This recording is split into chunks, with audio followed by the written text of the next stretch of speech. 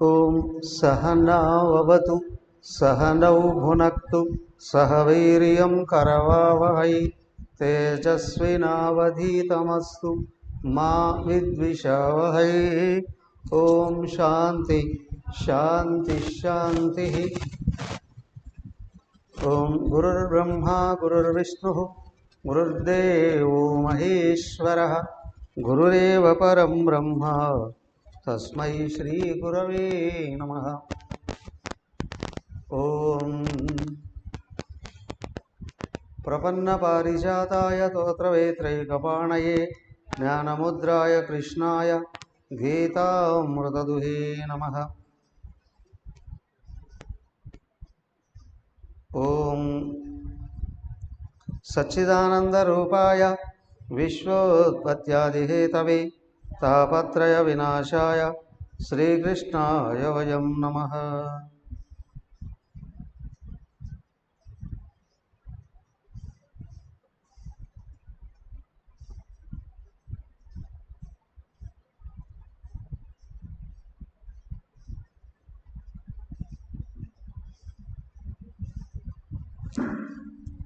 ఓం శ్రీమద్ భాగవతం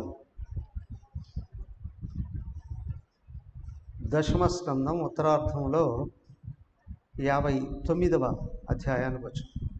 చూడండి. రాజోవాచ యదాహతో భగవతా భౌభౌ ఏన చ తా స్త్రియః నిరుద్ధా ఏతదా చక్ష్వా విక్రమం శాంగధన్వనః. శ్రీశుక ఉవాచ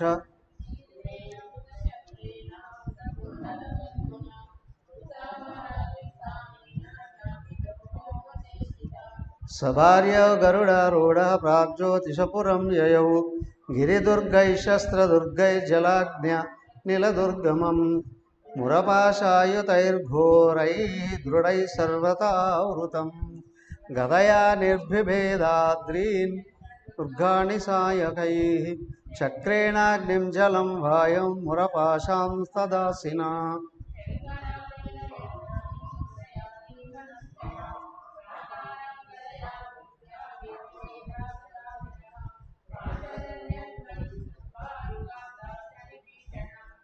మురశయాన ఉత్తస్థౌ దైత్య పంచశిరాజలాత్ త్రిశూలముద్యమ్య సుధిర్నిరీక్షణో యుగాంత సూర్యానలరోచిర్ గ్రసం త్రిలోకీమివ పంచభిర్ముఖైః అభ్యద్రవతాక్ష్యసుతం యథోరగః అవిద్యశూలం తరసాగరోత్మతే నిరస్య వక్త్రైర్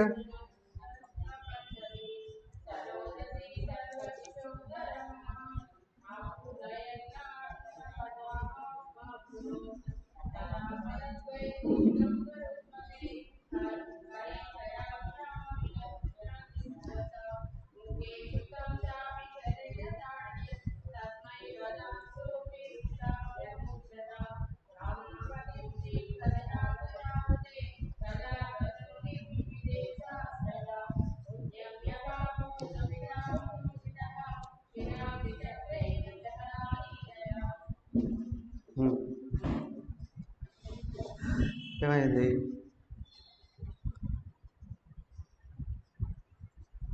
రుక్మిణీ కళ్యాణం అయిపోయింది. జాంబవతి సత్యభామ కళ్యాణం కూడా అయిపోయింది. ఆ తర్వాత మిగతా 5 మంది భార్యలు ఎవరెవరైతే ఉన్నారో వాళ్ళను కూడా ఆయన స్వీకరించడం జరిగింది. తర్వాత ఇప్పుడు 16,000 మంది భార్యలు ఎలా వచ్చారు ఆ విషయాన్ని అంతటినీ చక్కగా బాగా బోధన చేస్తూ ఉన్నారు. చూడండి 59లో రాజోవాచ యదాహతో భగవత భూమో ఏన స్థాస్ అని అడుగుతున్నాడు మహాత్ముడు. అది పరీక్ష మహారాజు అడుగుతున్నాడు.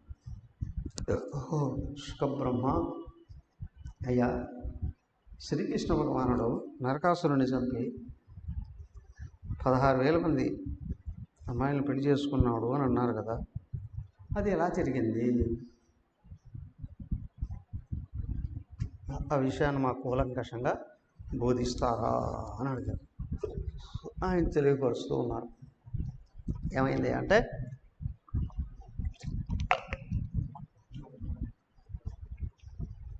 శ్రీ శుకోవాచ, అయ్యా నరకాసురుడి చేత వరుణుడి యొక్క ఛత్రం, వరుణుడు కూడా దేవతల్లో ఒకడే కదా, వాళ్ళ తల్లి అదితి, ఆమె యొక్క కర్ణ కుండలాలు, ఆ తర్వాత మేరు పర్వతం, దేవతలకు నిలయం అంటారు, అక్కడ మణిపర్వతము అనే ఒకటి ఉంటుంది, దాన్ని కూడా అపహరించుకొని వెళ్ళిపోయాడు. ఎవరు? నరకాసురుడు. ఈ విషయాలన్నిటినీ కూడా ఇంద్రుడు శ్రీకృష్ణుడికి తెలియపరిచాడు. ఏమయ్యా రాక్షసులకి ఇదేనా పని అంటే, అట్లాంటి పనులు చేస్తారు కాబట్టి రాక్షసులు అని అంటారు. కష్టపడి సంపాదించుకున్నాడు అండి, నిజాయితీపరుడు అండి, ధర్మాత్ముడండి, ఎవరిది ముట్టడండి, 5 పైసలు కూడా ఎవరిది ముట్టుకోడండి.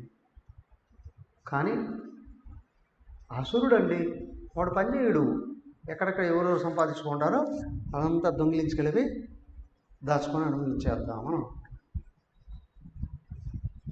ఇలాంటి అసురులు అప్పుడున్నారా ఇప్పుడున్నారా?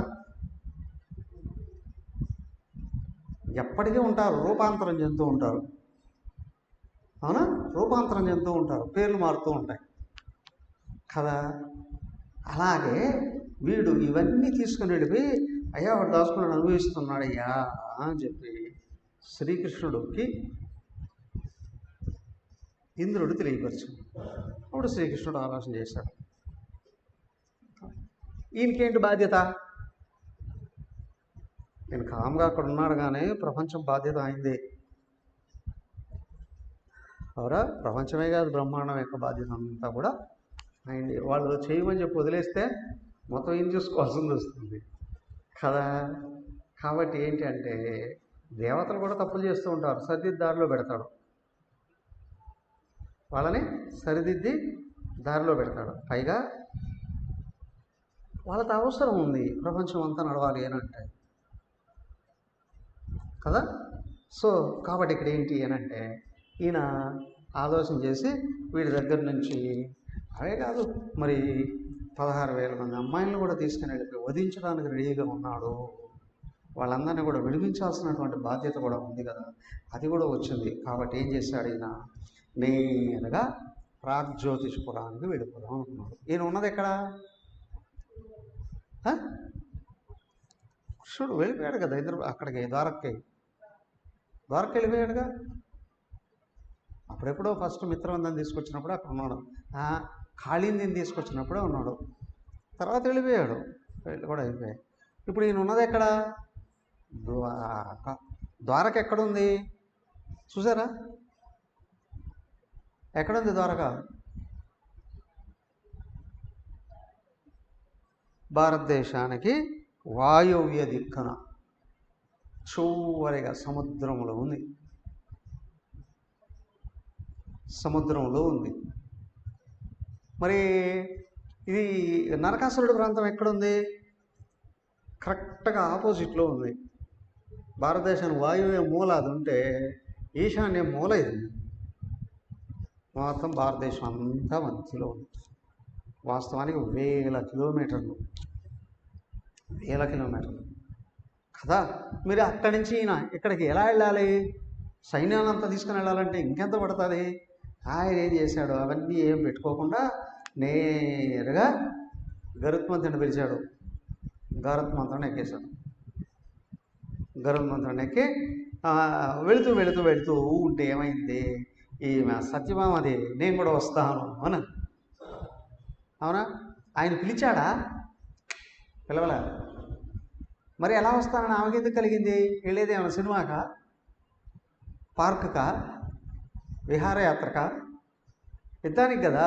ఆమెను ఎలా వస్తానని ఎలా ఉంది? ఇదే ప్రేరణ.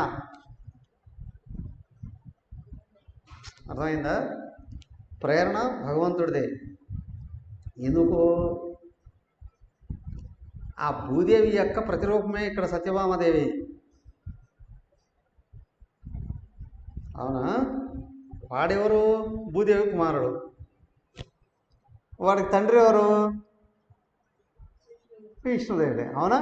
అక్కడున్నారే విష్ణుదేవుడు, భూదేవి వీడికి తల్లిదండ్రులు కదా. ఇప్పుడు ఈయన ఎందుకు వెళ్తున్నాడు? కొడుకుని చంపడానికి. అది ఏంటండి? ఆయన గుర్తుందా లేదా? ఆయన గుర్తుంది కానీ ఆమె గుర్తులేదు. అవునా? ఆమె గుర్తులేదు కదా. ఓకే, ఒకవేళ ఆయన చంపేసి వచ్చాడు అని అనుకోండి. అవునా కదా. ఆయన ఎందుకు చేయాల్సింది వస్తుంది ఆయనకు తెలుస్తుంది. మరి ఈమెకు తెలుస్తుందా?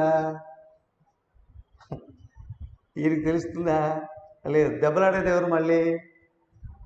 ఆమె దెబ్బలాడుతుంది. అవునా కదా.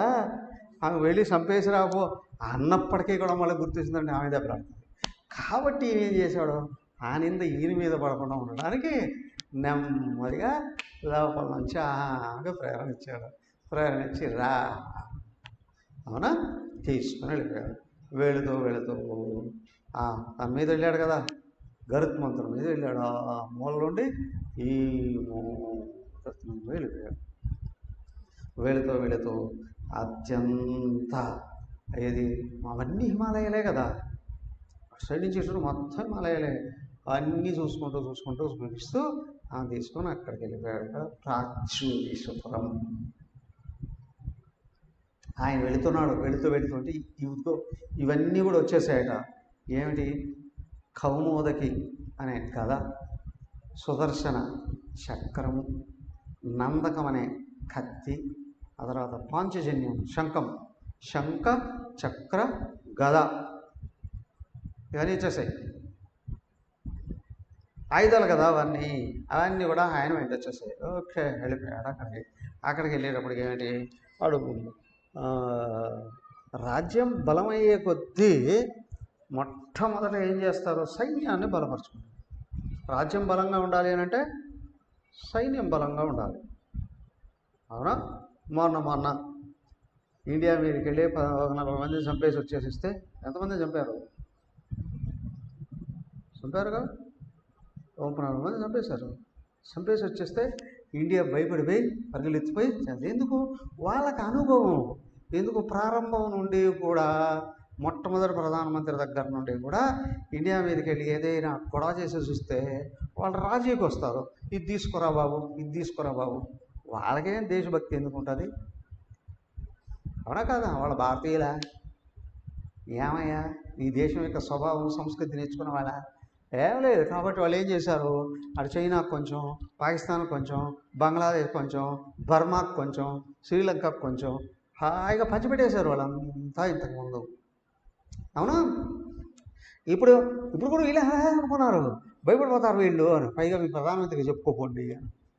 ఏం చేశారు? తిరిగి వచ్చి వాళ్ళకి అర్థమైందో లేదో, మన సైన్యం మహాబలంతో ఉంది, మా నాయకుడు మహా సంకల్ప బలంతో ఉన్నాడు. అంతేకాదు మా నాయకుడు అందరినీ ఏకం చేయగలడు. తిరిగి కొట్టేటప్పటికి ఏడ్చిపోయారు. అలాగే దేశం యొక్క బలం వాళ్ళ సైనికుల మీద ఆధారపడి ఉంటుంది. ఆ సైనికులను అంతటినీ కూడా నడిపించే నాయకుడి మీద ఆధారపడి ఉంటుంది కదా. వీడు కూడా ఏం చేశాడు? మహా బలగాన్ని ఏర్పరచుకున్నాడు. ఎవరు? నరకాసురుడు. ఎప్పటి నుంచి ఉన్నాడు వాడు? అవునా? ఎక్కడో ఆయన కృతయుగంలో కదా భూమిని రక్షించింది వరాహమూర్తి ఆదివారం. అప్పుడెప్పుడో పుట్టాడు. అట్లా బలపడిపోయాడు. వాడికి మురాసురుడు అనే ఒక పెద్ద రాక్షసుడు ఉన్నాడట. వాడు మొత్తం భూగోళానంతటిని కబళించగలిగిన శక్తి కలిగిన వాడు వీళ్ళ సైన్యాధ్యక్షుడు. అవునా? వాడు అదే రక్షకుడు, ప్రాగ్జ్యోతిష్వరాన్ని రక్షించేటువంటి వాడు.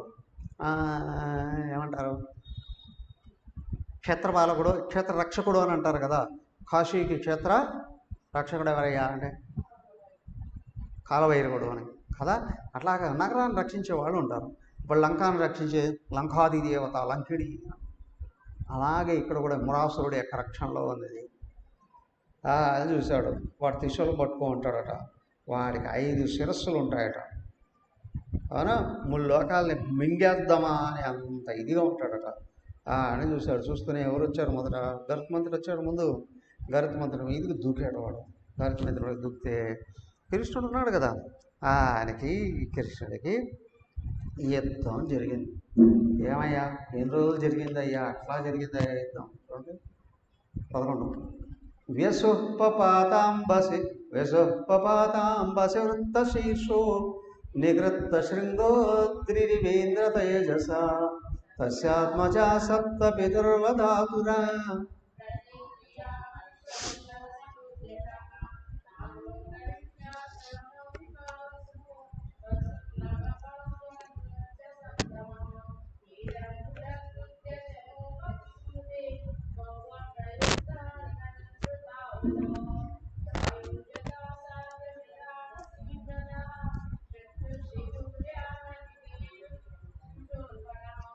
తచ్చస్త్రకూటం భగవాన్ సుమార్గణై అమోఘ వీర్య స్త్రీలశ్చకర్త తాన్వేషముఖ్యాననయద్యమక్షయం నివృత్త శీర్షోరుభుజాంగ్రివర్మణ స్యానీకపానచ్యుతచక్రసాయకై తదా నిరస్తాన్ నిరీక్ష దుర్మర్షణ అస్త్రవన్మదై ఘజై పయోధి ప్రభవైర్నిక దృష్ట్వా సవార్యం సూర్యోపరిష్టాత్ కృష్ణం సతస్మై యోధాశ్చ సర్వే యుగభస్మ వివ్యదుః తద్భౌమ సైన్యం భగవాన్ గదాగ్రజో విచిత్రవాజైర్నిశితైశిలీముఖైః వికృత్త బాహోరశిరోద్ర విగ్రహం చకార తర్హేవ.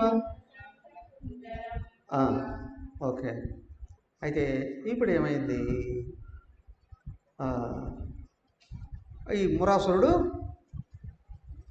భగవంతుడితో యుద్ధం మొదలుపెట్టాడు. శ్రీకృష్ణుడు వాడికి అర్థం కాలేదు. సామాన్య మానవుడు కదా అనుకుంటాడు. ఎవడైనా అంతేగా. ఇప్పుడు మహాత్ముడు ఊర్లోకి వచ్చాడు అని అంటే ఎవరికి తెలుస్తుంది? ఏం లేదు, వెనకలు ఎంత హంగామాతో వచ్చాడు కదా. పటాలం అదా, వెనక గ్రూపు జనాలు వచ్చారా, ఎన్ని వెహికల్స్ వచ్చాయి, ముందు వాయిద్యాలు ఉన్నాయా, అన్నిటికంటే ముందు టపాకాయలు వెళ్తున్నాయి. అవునా కదా? ఆయన ఎట్లా ఎట్లాంటి బట్టలు ఉన్నాడు, ఎట్లా పెద్ద వాహనం మీద వచ్చి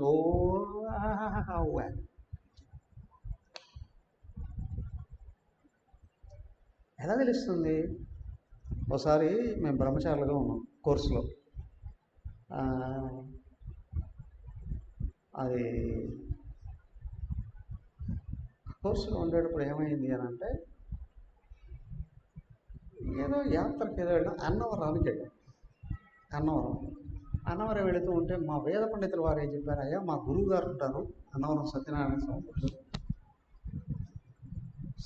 స్వామి గుళ్ళు, ఒకసారి కలవండి అన్నారు. భీమవరంలోనూ ఎక్కడో క్యాంప్ ఏదో జరిగింది. భీమవరంలో అక్కడెక్కడ శాంతాశ్రమం.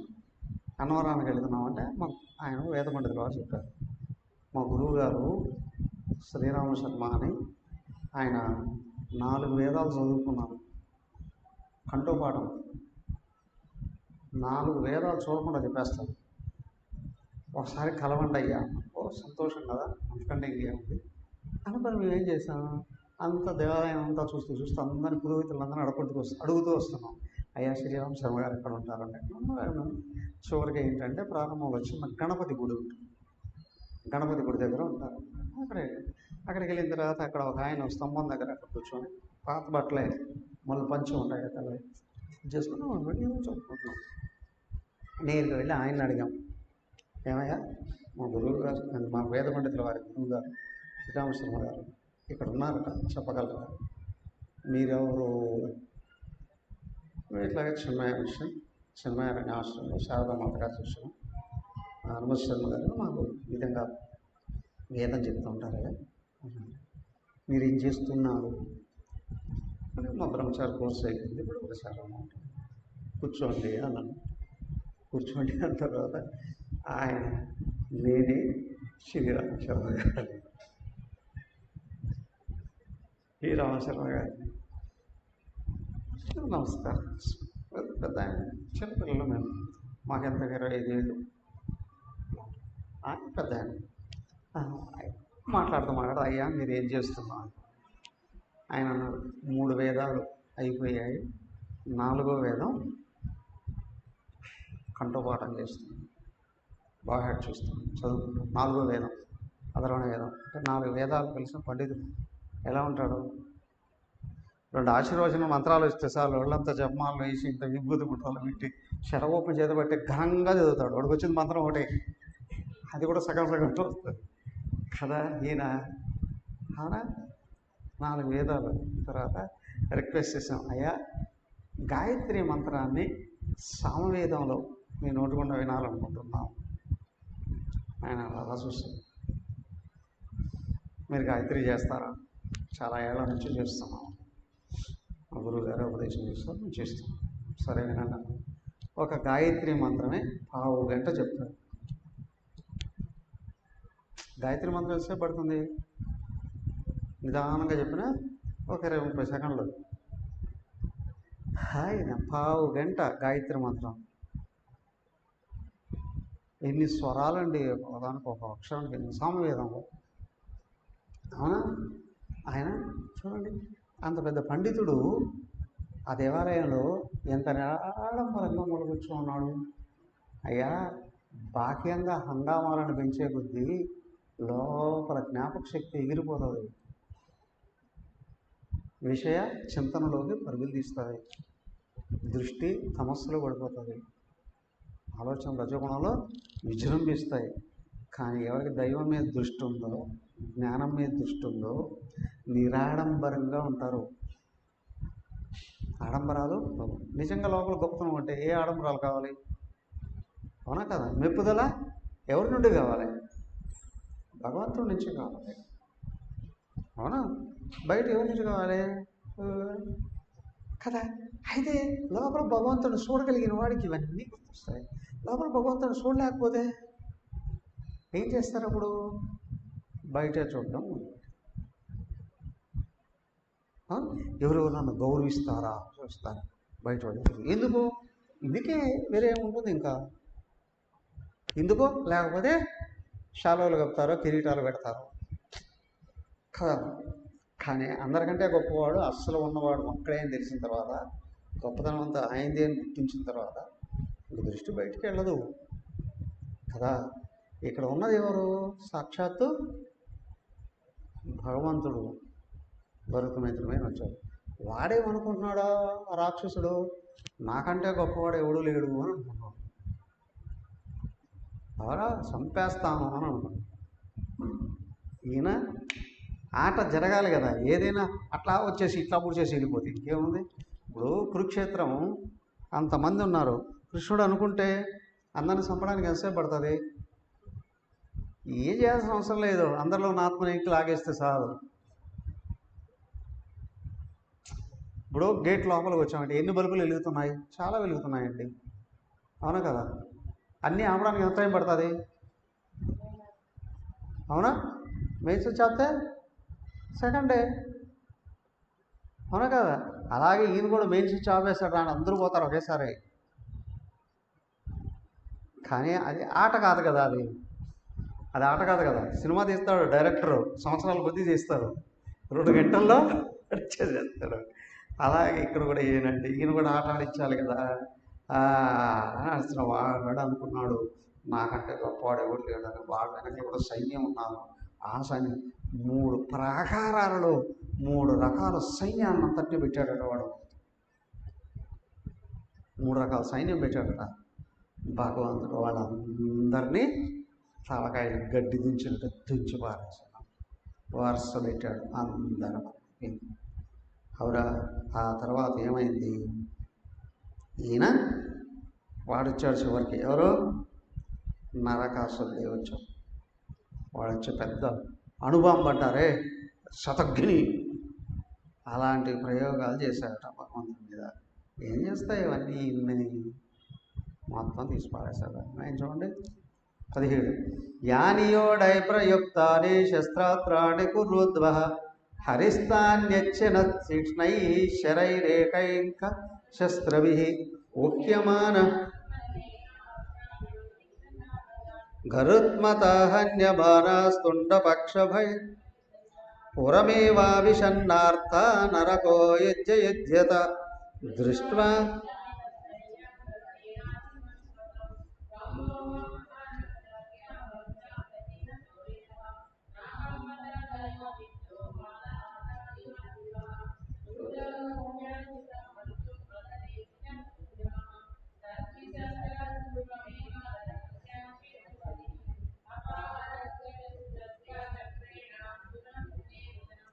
సకుండలం చారు కిరీటభూషణం బభో పృథివ్యాం పతితం సముజ్వలతు ఆహేతి సాధ్వేదృశయ సురేశ్వర మాలైర్ముకుందం వికిరంతైడిరే తతస్య భూ కృష్ణముపేత్య కుండలే సవైజయంత్యా వనమాలయార్పయతు ప్రాచేత సంఛత్రమదో మహామణిం హస్తౌషీఢ శ్వేషం దేవీ దేవవరార్చితం ప్రాంజలి ప్రణత రాజన్ భక్తి ప్రవణయా ధియా. అప్పుడు వరుసగా ఖండించి పారేశాడు ఆయన. జనాలు, గుర్రాలు, ఏనుగులు, మనిషి కాల్బలం అంటారు జనాలు, అంతా రాక్షసులే. అందరూ పరిగెత్తుకుంటూ వస్తూ ఊనాను గరుత్మంతుడు చంపడానికి ట్రై చేస్తున్నారు, కృష్ణుడు కొట్టడానికి ప్రయత్నం చేస్తున్నారు. అవునా? ఆ పైన ఆమె ఎవరు? సత్యభామది. అవన్నీ చేయడానికి ప్రయత్నం చేస్తున్నారు. కానీ ఆమె కూర్చొనే ఉంది గరుత్మంతుడి మీదనే. వీళ్ళు యుద్ధం జరుగుతూనే ఉంది.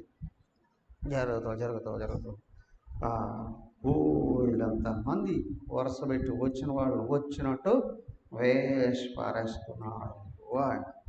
ఎవరు ఎక్కడం లేదు. వీడు వాడి పక్క సైన్యం అంతా ఉంటుంది కదా, వాడు వచ్చినప్పటికీ కూడా వాళ్ళందరినీ కూడా ఏమైంది? ఇంకా భూమిరువాచ నమస్తే దేవదేవేశ శంకరచక్ర గదాధర భక్తేశ్వరూపాయ పంకజనాభాయ నమః పంకజమాలినే నమః పంకజనేత్రాయ నమస్తే పంకజామ్రయే నమో భగవతే తుభ్యం వాసుదేవాయ విష్ణవే పురుషాయ ఆదిబీజాయ పూర్ణబోధాయ తే నమః అజాయ జనయేత్రేస్య బ్రహ్మణే నంతసిద్ధయే పరావరాత్మన్ భూతాత్మన్ పరమాత్మన్ నమోస్తుతే త్వం వైసి క్షూరయ ఉత్కటం ప్రభో తమో నిరోధాయ వివర్త్య సంవృతః స్థానాయ సత్వం జగతో జగత్పతే కాలప్రధానం అహం పయో జ్యోతిరథానిలోర్భో మాత్రాణి దేవ కర్తా మహానిత్యఖిలం చరాచరం తస్మాశోయం తవ పాదపంకజం భీత ప్రపన్నార్తిహరోపస్ తత్పాలయైనం గురుహస్తపంకజం శిరస్య ముఖ్యాఖిల కల్మష సుఖభువాచ. భూమిరువాచ, భూదేవి చెప్తుంది. యుద్ధం భయంకరంగా ఎక్కడ జరుగుతుంది యుద్ధం. దాంట్లో పాల్గొంది ఎవరు? సత్యభామని చూసింది కృష్ణ భగవానాన్ని పొగుడుతూ ఉంది. ఒక్కసారి నమస్తే దేవదేవీశ, దేవతలకే దేవైన శంఖచక్ర గదారూపాయ ఉపాత్తరూపాయ భక్తుల యొక్క కోరికలను తీర్చేటువంటి స్వరూపం కలిగినటువంటి వాడు. నమోస్తుతే పరమాత్మనే, అయ్యా నీకు నమస్కారం పరమాత్మ. నమః పంకజనాభాయ, పంకజనాభుడు పద్మాన్ని నాభి కలిగినటువంటి వాడు. నమః పంకజమాలిని, ఆ పద్మాన్ని మెడలో మాలగా కలిగిన వాడు. నమః పంకజనేత్రాయ, పద్మాలు అంటే నేత్రాలు కలిగిన నమః పంకజాంగ్రయే. ఆయన పాదాలలో కూడా ఆ చేతాలలో కూడా పద్మాలు ఉంటాయట. అనా నమో నమోవతే నమో భగవతే తుభ్యం. అయ్యా నీకు నమస్కారం, వాసుదేవాయ విష్ణువే, వసుదేవ సుతుడు అయినటువంటి విష్ణువు అయినటువంటి వాడు, పురుషాయ ఆదిబీజాయ పూర్ణబోధాయ అనమాట. ఒక్కసారి మీకు లోపల నుండి అనుకుంటూ వచ్చింది. ఇదంతా ఉపాసన మంత్రాలు ఇవి. ఒక భయంకరమైనటువంటి శత్రువులు ఎదురైతే అవరా అందరినీ జయించేవాడు, అందరినీ రక్షించేవాడు లోపల ఉన్న భగవంతుడే. రక్షించేవాడు ఆయనే, శిక్షించేవాడు ఆయనే. అది గుర్తుంచుకోగలగాలి. ఎప్పుడు బాగా కష్టం ఎదురయ్యింది అని అంటే లోపల ఆయన్ని ఆర్తిగా తలుసుకోగలిగితే, ఆర్తిగా ప్రార్థించగలిగితే ఏమవుతుంది? ఆయన చూసుకుంటాడు. ఇప్పుడు ఎవరైనా ఒకరు కష్టపెట్టారో అని అనుకోండి, వాళ్ళ మీద కోపం వస్తుంది, తాపం వస్తుంది, వ్యతిరేకత వస్తుంది, అవునా, శత్రుత్వం వస్తుంది. లోపల అందరూ ఒకటైన భావం ఎగిరిపోతుంది. కానీ నాకు భగవంతుడు కావాలి అనుకున్న వాడికి, భక్తుడికి సమస్యలు వస్తాయి రావా? వస్తారావా? అందరూ అనుకుంటారు వాడు భక్తుడు, వాడికేం చేసే అమాయకుడు కదా. నిజమైన భక్తుడు అన్నీ తెలుసు, కానీ భగవంతుని ప్రార్థిస్తాడు. భగవాన్, అందరిలో ఉన్నది నువ్వే, అన్నీ చేయించేది నువ్వే, శిక్షించేది నువ్వే, రక్షించేది నువ్వే. అయ్యా నాకు నువ్వు కావాలి, నన్నేం చేయమంటావో చెప్పు. అవునా? నేను తలుచుకుంటూ కూర్చుంటా, అన్నీ నువ్వే చేసే అనడు. అన్నీ నువ్వేగా, నీ ఇష్టమైనట్టు చేసుకో అనడు. భగవద్గీత అంతా బోధించిన తర్వాత కృష్ణుడు ఏమన్నాడు? అర్జున, చెప్పాల్సిందంతా చెప్పేశానయ్యా, నువ్వు బాగా చదివి అదే అర్థం చేసుకొని నీకు ఇష్టమైంది చెయ్యవయ్యా. మళ్ళీ అన్నాడు, అర్జున నువ్వు నాకు చాలా ఇష్టం కాబట్టి నీ మనసు నా ఎందే పెట్టు, బుద్ధి నా ఎందే పెట్టు, నా కొరకే పని చేయి, నన్నే లక్ష్యంగా పెట్టు. అక్కడ ఇష్టం వచ్చిన నడుచుకోమన్నాడు కదా. మళ్ళీ అంటే అయ్యా నీ ఇష్టము అని అంటే నువ్వు తరించాలని కోరుకో, దానికి అనుగుణంగా నడుచుకో. అర్థమైందా? నాకు ఇష్టమైనట్టు చేసుకుంటా కదా, నువ్వే చెప్పావు కదా నాకు ఇష్టమైనట్టు చేసుకుంటా. అవునా? మనుషులు కూడా గురువుల దగ్గరికి, స్వాముల దగ్గరికి, దేవుడి దగ్గరికి కూడా వచ్చేవాళ్ళు కూడా ఆయన చెప్పాడు ఇష్టమైనట్టు చేసుకోమని. నువ్వు చెప్పేదే నేను చేసా. ఏం జరిగినా నీ ఇష్టమే. మంచి జరిగితే నా ప్రతిభ అంటాడు చెడు జరిగితే కదా ఏమవుతుంది? సహజంగా కష్టాలు దుఃఖాలు వస్తే నీకే అంటాడు, సుఖాలు లాభాలు వస్తే నాకే అంటాడు. స్వార్థపరుడు. 99% సుఖాలు ఇచ్చి 1% కష్టాలు ఇచ్చినా ఆ 99% గుర్తుంచుకోడు, ఈ 1% పట్టుకొని విమర్శిస్తాడు. వాడిని కృతజ్ఞనుడు అంటారు. కృతజ్ఞత కావాలి. అవునా? అప్పుడేమవుతుంది? భగవంతుడు చెప్పిన సూచన ఇస్తాడు కదా. కాబట్టి ఇక్కడ ఏంటి అంటే అమ్మవారు పక్కనే కూర్చొని, ప్రకృతి మాత కదా దేవి, ఆమె ఆయన పొగుడుతుంది, అయ్యా అంతా నువ్వే కదయ్యా. ఇక్కడ పంకజ పంకజ పంకజ పంకజ ఉంటాయి. ఎందుకు ఇన్నిసార్లు అంది? పంక అంటే మట్టి, బురద, భూమి, మట్టి. అందరూ పుట్టింది ఎక్కడి నుంచి? అక్కడనే. అందరూ తిరిగేది ఎక్కడ? అందరూ తినేది ఏంటి? అవునా కదా? అందరూ పెరిగేది దేనివల్ల? ఒకసారి చూసండి, ఇప్పుడే చూసాను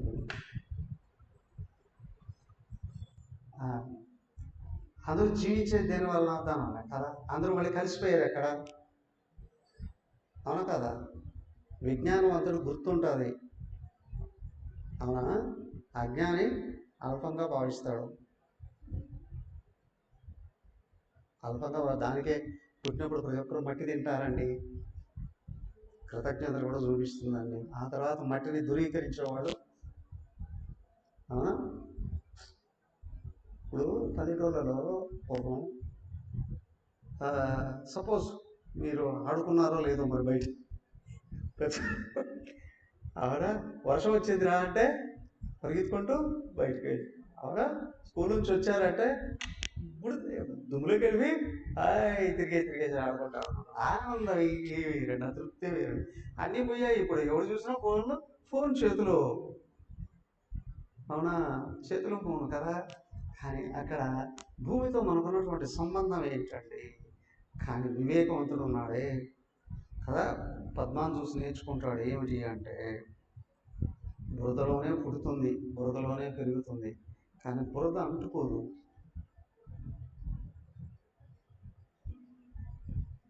బురద అంటుకోదు. దానికి ఏంటంటే అందరూ ప్రపంచంలో ఉండాల్సిందే, ప్రపంచంలో ఉండాల్సిందే కదా. కానీ ప్రపంచం వైపు మనం ఏ దృష్టితో చూస్తే అది కనిపిస్తుంది. ఏమండి, సరైన వివేక వైరాగ్య దృష్టితో చూస్తే ఏం కనిపిస్తుంది? ఏది ఉందో అది కనిపిస్తుంది. ఒకటి, వెనకల భగవంతుడే అందరిలో, కానీ వాళ్ళ వ్యవహారాలన్నీ సమంగా ఉంటాయా? 199 మంది వ్యవహారాలు ఇట్లా ఉంటాయి. అర్ధకామాల కోసమే రాకులాడడం, కొట్టుకోవడం, దెబ్బలు తినడం, అవునా, ఏమేమి తిరుగుతుంటాయి. ఉన్నదని అంతా అది తెలియాలి, ఇది తెలియాలి, కానీ నీ లక్ష్యం ఏదో అట్లా ఆక్కుని వెళ్ళిపోతుంది నీ జీవితాన్ని. నువ్వు, అవునా, నిజంగా ప్రశాంతంగా సుఖంగా ఉండదలుచుకున్నావా? నిజాయితీగా పనిచేయదలుచుకున్నావా? ధర్మబద్ధంగా వ్యవహరించదలుచుకున్నావా? నీకు ఆయన కావాలి అని అనిపిస్తుంది, అవునా, భగవంతుడు కావాలి అనుకుంటే ఇవన్నీ ఉండాలి. ఓకే, ఇలాగ వ్యవహరించాలి అనుకుంటే కదా, జనరల్గా ప్రపంచంలో వ్యవహరిస్తూ ఉన్నటువంటి వాళ్ళందరూ కూడా వీటికి అడ్డుపడతారు, కూడా జరగనీయకుండా కూడా అడ్డుపడతారు. అవునా, మంచి జరగకుండా అడ్డుపడతారు. ఎదుర్కోవాలి కూడా, ఎదుర్కోవాలి, అవునా, ఎదుర్కోవాలి కదా. అదే ఇక్కడ ఆమె చెప్పకనే చెప్తుంది, నమో భగవతే తుభ్యం వాసుదేవాయ విష్ణవే పురుషాయ ఆదిబీజాయ పూర్ణబోధాయ నమః. లక్ష్యం ఆయన వైపు ఉండాలి. అయ్యా, వసు అంటే ప్రకృతి, వాసుదేవ ప్రకృతిని వెలిగించేవాడు, అందరిలో ఉన్నవాడు నువ్వే, నీకు నమస్కారం. అంతటా ఉన్నవాడు నువ్వే, భూమి అంతటా కాదు, జగత్ అంతా కూడా నీలోనే ఉందయ్యా. పురుషాయ ఆదిబీజాయ, పరమ పురుషుడు నువ్వే అయ్యా. యావత్ బ్రహ్మాండానికి బీజం వేసింది నువ్వే. ఎలా పుట్టావండి? అమ్మ నాన్న వల్ల పుట్టావండి. మొట్టమొదటి చూడు, అసలు కారణ శరీరంలో బీజం వేసింది చైతన్యం ఆయన. అది కదిలే సూక్ష్మ శరీరం అయింది. సూక్ష్మ శరీరం తల్లి గర్భంలోకి వచ్చి స్థూల శరీరాన్ని తయారు చేసుకొని వచ్చింది కదా. ఆదిబీజాయ పూర్ణబోధాయ. ఏమయ్యా, బీజం వేసావు, నువ్వేమైనా సంసారంలో పడ్డావా? గంపడ పిల్లలండి పాపం సంసారంలో పుట్టుబిట్టి ఆడుతున్నాడండి. No no no no no no. బ్రహ్మాండానం తట్టి కనింది ఆయనే, కానీ ఆయన సంసారంలో పడలేదు. అజాయ, పుట్టుకే లేనివాడు. జనయిత్రి, అందరిని పుట్టించినవాడు. అస బ్రహ్మణే అనంత శక్తి అయ్యా, పరబ్రహ్మం నువ్వే, అనంత శక్తివంతుడు.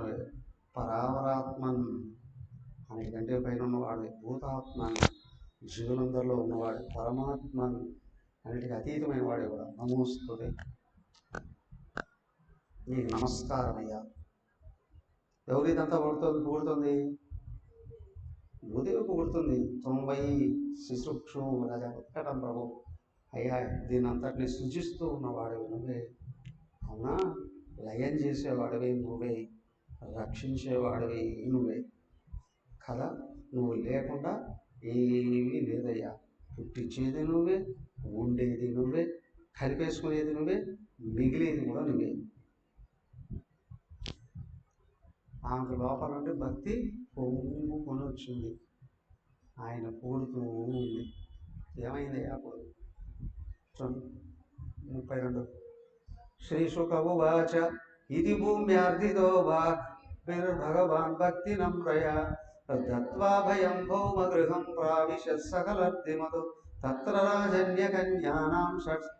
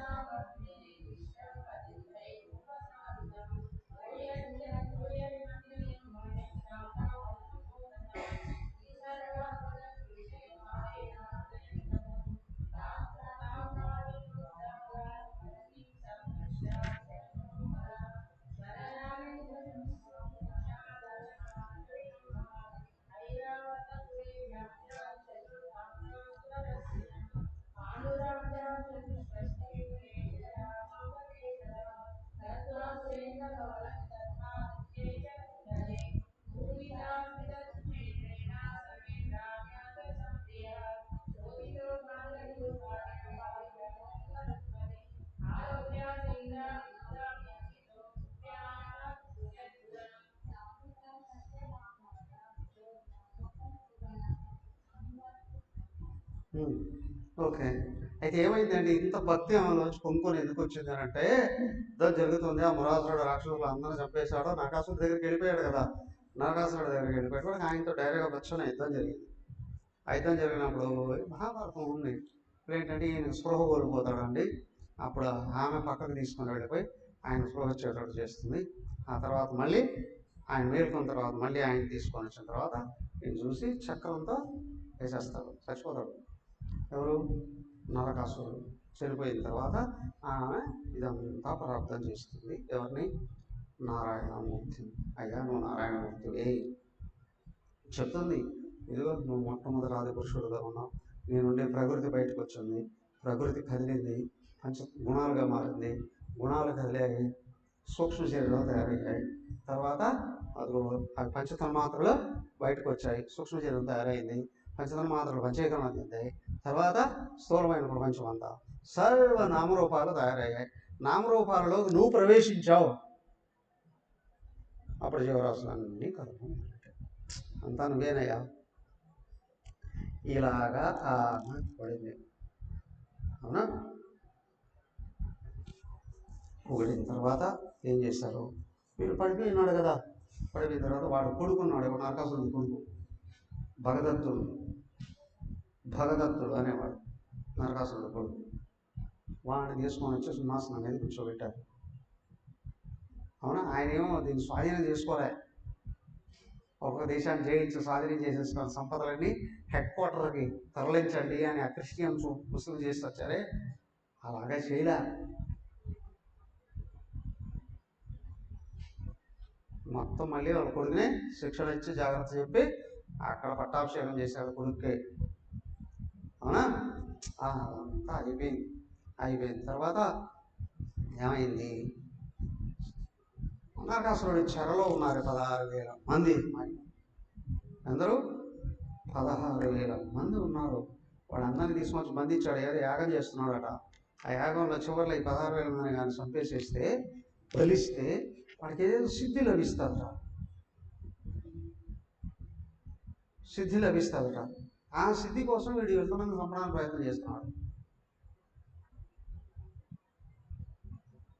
సడన్గా సమయానికి స్వామి వచ్చాడు, వాడిని చంపాడు, వీళ్ళందరినీ విడిపించాడు. విడిపించేసిన తర్వాత వీళ్ళంతా ఎక్కడికి వెళ్తారు ఇప్పుడు? చాలా రోజుల నుంచి అన్ని వైపుల నుండే పట్టుకొచ్చుకున్నారు. ఎవరు కదా? చాలా రోజుల నుంచి. అప్పుడు ఏమైంది? వాళ్ళందరినీ విడిపించిన తర్వాత, అయ్యా వీళ్ళు ఎక్కడికి వెళ్తారయ్యా? వాళ్ళందరూ అన్నారు, మమ్మల్ని చంపేసి మేము చాలా రోజులు ఉన్నతమైన కుటుంబాల్లో, రాజ కుటుంబాల నుంచి మనం తీసుకొచ్చాడు. ఇన్ని రోజులు మేము ఎక్కడున్నామో ఎవరికి తెలియదు. ఇన్ని రోజుల తర్వాత మళ్ళీ మేము ఇంటికి వెళితే ఎక్కడికి వెళ్ళాము అని అడిగితే ఏం చెప్పాలి మేము? మమ్మల్ని ఎవరు పెళ్లి చేసుకుంటారు? అసలు మా ఇళ్లలో మమ్మల్ని ఎవరు గౌరవిస్తారు? కాబట్టి మాకు ఈ జీవితం వద్దు, చంపేసే. చంపేదానికి చచ్చిపోవడానికే నేను రక్షించింది అన్నారు.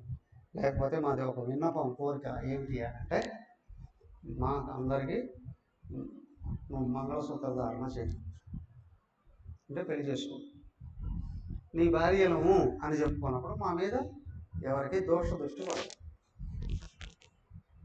అవునా? పడేందంటే ఫలానాడు భార్య అన్నప్పుడు వాడు మహారాజు భార్య లేకపోతే రోడ్డు పని చేసేవాడు భార్య, ఒక భార్య అన్నప్పుడు వేరే వాడికి దోష దృష్టి కలగదు. రక్షణ అక్కడే ఉంటుంది. అవునా? అది గుర్తుకే పెళ్ళయిందా లేదా అనడానికే మంగళసూత్ర ధారణ, కొన్ని చిహ్నాలు ప్రదర్శిస్తాను. కాబట్టి వాళ్ళందరినీ ఇప్పుడు పెళ్లి చేస్తున్నాం, అందరం పెళ్లి చేసుకున్నాం కదా, ఆయన తెచ్చేస్తున్నాం. అయిన తర్వాత ఇప్పుడు వాళ్ళ దగ్గర అవి ఉన్నాయి కదా, వరుణుడి దగ్గర ఉన్న మణి, అది కూటమా, ఆమెవి అదితిదేవి కర్ణకుండలాలు, వరుణుడిది ఛత్రం. అంతేకాదు వీడు ఇంకా తీసుకొని వచ్చాడు కదా, అదేది